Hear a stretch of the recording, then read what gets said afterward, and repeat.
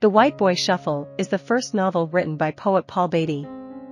Published in 1996, the novel is a satiric coming-of-age tale, or Bildungsroman, detailing the life of poet, basketball star, and self-described Negro demagogue Gunnar Kaufman.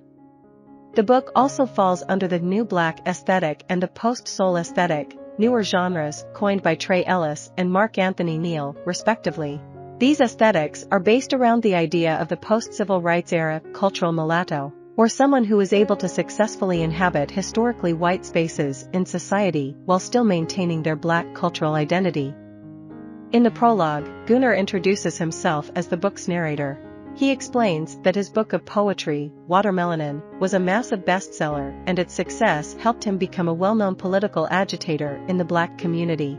In his capacity as a Negro demagogue, Gunnar advocates mass suicide as a form of extreme political protest. What follows, according to Gunnar, are his memoirs, beginning with stories about his ancestors told to him and his sisters by their mother during childhood. This includes the tale of Euripides Kaufman, a free black man present at the Boston Massacre, who dodged the bullet that killed Crispus Attucks. The story of Gunnar's life begins in Santa Monica, California, where he lives with his mother and sisters. Their largely absent father works as a sketch artist for the LAPD. Gunnar and his sisters fit in well in their wealthy, mostly white community. Their mother becomes concerned when they demonstrate a reluctance to spend time with other black youths who they claim are not like them. In response, Gunnar's mother moves the family to the predominantly black West Los Angeles hillside neighborhood. At first, Gunnar struggles to find acceptance in his new school, once incurring a beating from a local gang called the Gun-Totin' Hooligans. Eventually, however, Gunnar experiences a rise in popularity after he reveals a hidden talent for basketball and strikes up a friendship with the thuggish Nicholas Scobie, who helps him adjust his style and mannerisms to fit in better with his peers. He also becomes well known because of his poetry, some of which gets published in magazines. Despite his increased popularity, Gunnar is still teased for his lack of skills on the dance floor. His moves are derisively referred to as the White Boy Shuffle, and his awkwardness around women. One of his friends, a gang member named Psycho Loco, claims he plans to procure a Japanese mail-order bride for Gunnar. During the 1992 LA riots, Gunnar and his friends were caught by police stealing a safe from a department store. The group of policemen includes Gunnar's father, who beats him with a nightstick, landing him in the hospital. The following summer is detailed through emails Gunnar sends his friends and family from a camp for talented high school basketball players. Through these emails, we learn that Gunnar's sisters are pregnant and have moved in with Gunnar's father. We also learn that Gunnar doesn't really like basketball. When summer comes to an end, Gunnar makes a deal with his father. Gunnar and his friends won't be charged for the department store theft, and in exchange Gunnar will attend an elite, mostly white, high school in the Valley. He fits in well there, but is disgusted by the arrogance and privilege of his new classmates.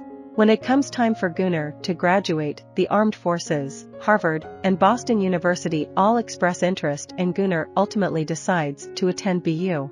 On Gunnar's 18th birthday, a Japanese mail-order bride, sent for by Psycho Loco, arrives via UPS. Her name is Yoshiko Katsu, and she speaks very little English. Even so, Gunnar decides to marry her before heading off to college. In Boston, Gunnar finds that his creative writing classmates and professor are fans of his poetry, and they convince him to publish the collection of poetry that will become Watermelanin. Gunnar becomes involved with a number of student activist groups. After learning that Yoshiko is pregnant, Gunnar joins a travel basketball team with Scobie, which leads to a further increase in his celebrity. Upon his return to Boston, Gunnar gives a speech at a rally during which he exclaims that rather than just giving speeches, black leaders should be ready to die for the cause. While he notes that he was referring only to his own death, the freedom through suicide movement he appears to advocate for catches on, and Gunnar begins to receive death poems from Americans who felt inspired by Gunnar's words to kill themselves. This includes Scobie, who flings himself off of the roof of the BU Law School. When asked when he plans to kill himself, Gunnar replies, "When I'm good and goddamn ready." After realizing that there is an outstanding warrant for his arrest by the LAPD, Gunnar and Yoshiko go into hiding.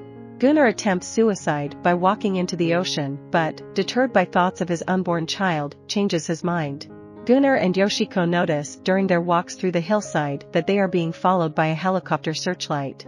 The searchlight continues to hover above them even as Yoshiko gives birth to their daughter, Naomi. After the birth, the helicopter drops a box of cigars attached to a parachute with a note in Gunnar's father's handwriting expressing congratulations and the hope that Naomi will grow up with respect for authority.